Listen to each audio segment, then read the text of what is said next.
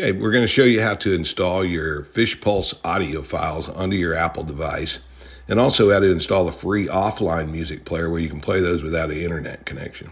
If you already have a app to play the music that does it from your local files, then you're fine there, but this one will give you a free one. It's a little annoying with the pop-up ads, but you can purchase the lifetime subscription for $15 or so.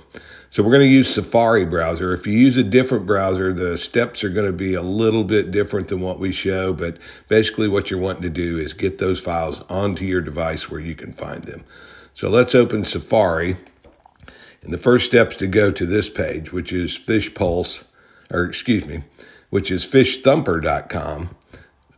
Audio files. You can find it on our website. So when you pull this page open, it gives you the recommended apps for both Apple and Android, the two that we've set up on our devices. And then as you scroll down, you'll see a list of all the sounds that are available on FishPulse. Those are individual sounds. You can preview them and download them individually, but what we're going to do today is download all the FishPulse sounds in a zip file.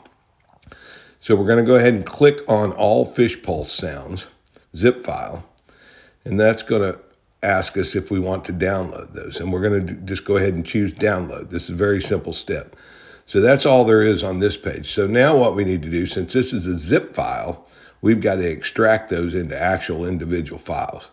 So we go back to our phone and we're going to search for files, and as you can see, we type that in and their files come up. So we're going to pull up that, and it's going to open up the On My iPhone. So if you do it in Safari, it should, unless you've changed the settings, it should put it on your iPhone in the download section.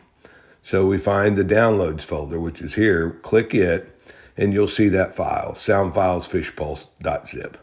So to extract those, we're going to click on the zip icon, and it's going to create a new folder with all the individual files in it.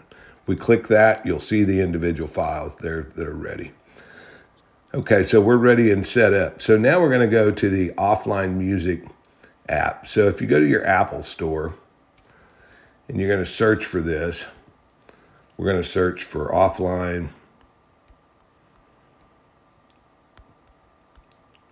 music player. There's going to be quite a few of them pop up. The one we're looking for is right here at the top. So we've already have it installed. You can download this now. And like I said, we paid for a subscription, so we don't have all the pop-ups. And it's a lifetime subscription, so you don't have to worry about a monthly recurring charge. So we're going to go ahead and open the player. We're going to see we don't have any tracks. So that's the first part. We're going to import the tracks that we just downloaded. To do that, we're going to go to the Files section. We're going to open the files, and you'll see it shows the On My iPhone up here. And in downloads, we have a couple of things. We're not worried about the zip file. This is where we find all of our individual files. So we click that folder to reopen it, and it's got little circles on each one of them. We're going to choose the first one.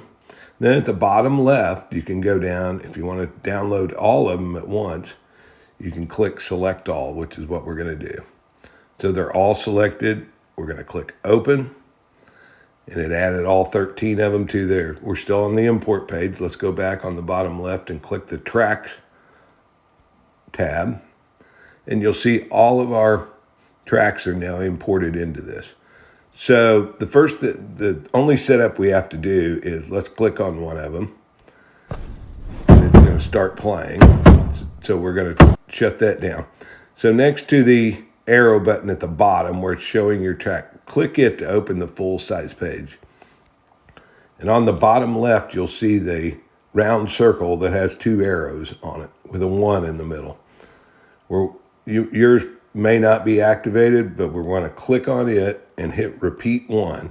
So we want it turning a color and showing 1 in the middle. What that does is allow all your songs to play continuously. So if we go back now and look at these others, they should all be marked like that. So you're set up and ready to go.